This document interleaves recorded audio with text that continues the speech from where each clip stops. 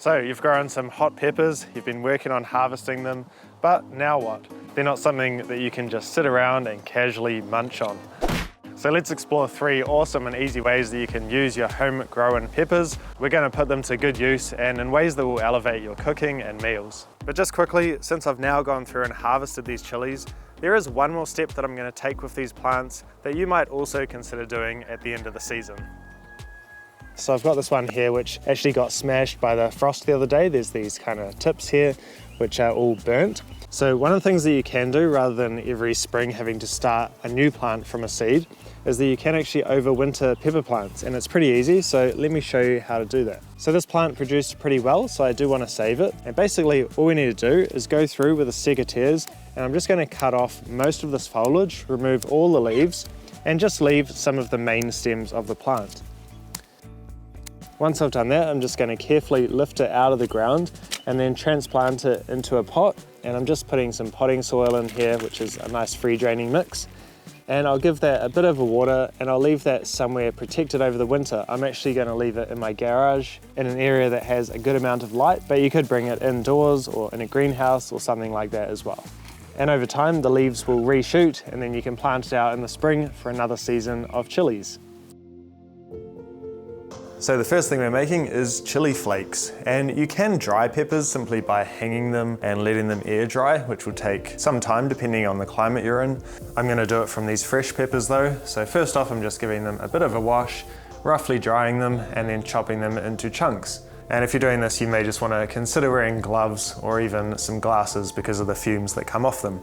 Now I'm just going to put them into my dehydrator and dry them at about 55 degrees Celsius. And I'll put them on for 12 hours, but it probably won't take that long, so I'll just keep checking on them.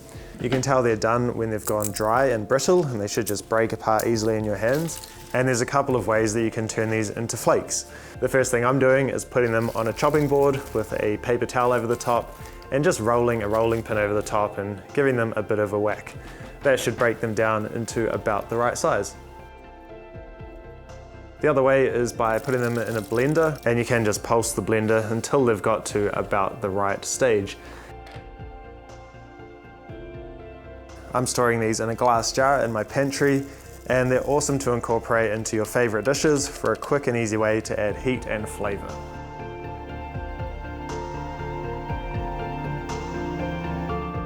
Next up, we're diving into one of my favorites, chili oil. We're starting with some spices. I've got cinnamon bark, cloves, bay leaves, cardamom, and coriander seeds. I'm going to toast them in a dry pan to really bring out their flavors. This is just what I'm using, but there are so many spices and aromatics that you can experiment with, so feel free to mix it up and explore other flavors. I've also got some garlic and ginger to mince, and I'll roughly chop up some spring onion. Now we just need some neutral oil. I'm using 2 cups of canola. We'll add in the aromatics and the toasted spices, then turn the heat to medium-high. This will infuse all the flavors into the oil, and I want the garlic and ginger to turn golden, but without burning, of course. While that's cooking away, I've got the chili flakes we made earlier. Since these are from pretty hot chilies, I'm going to use just a few tablespoons instead of the larger amount that you might use with regular red pepper flakes. I'm also adding a bit of salt to the heat-proof bowl with the chili flakes. So once everything's been sizzling for a while, I've done this for about 15 minutes, you can then pour the hot oil through a sieve and over the chili flakes. I'll leave this to infuse until it's cooled down, and then we'll store it in a jar. You can use this in so many ways. Drizzle it on things like noodles or dumplings or just about anything to add a good spicy kick. But let's try the chili oil on some dumplings. First we'll add some spring onion, a few toasted sesame seeds, and of course the chili oil.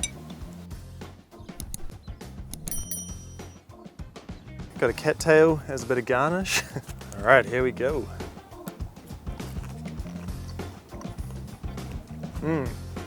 Yum. Oh, that's really good. It is pretty spicy, but it's not overly spicy for me. This is actually pretty good. So yeah, I mean, you can adjust the spice level to whatever you want, but this is actually very, very nice. Might even add some more.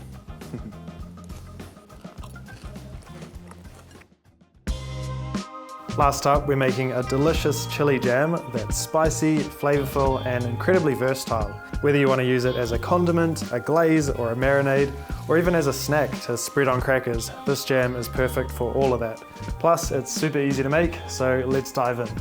We'll start by sterilizing some washed jars in the oven at around 120 degrees Celsius. And here we have some of our ingredients: ginger, garlic, some of our chilies, and makrut lime leaves. And just note that I'm using elephant garlic, which is more mild than regular garlic, which is why I have so much here, but you can just use a regular head of garlic cloves.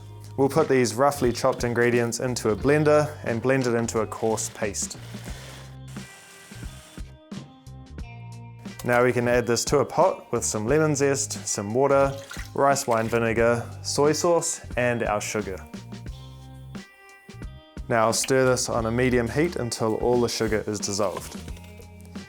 Cool, now we can bring it to a boil and simmer it for around 10 minutes. Once it's reduced and thickened, you can drop a bit of it onto a cold plate that's been in the fridge, and you can test out how the jam is setting. This is looking pretty good, so we'll get our jars out of the oven and spoon the hot jam into them. This will keep for months, and it's perfect for adding a spicy kick to any meal. And there we have it, delicious chili jam, absolutely packed with flavour, so let's try it. Just going to put some of this on a cracker, and you could add other things to this as well, but we'll just taste it plain.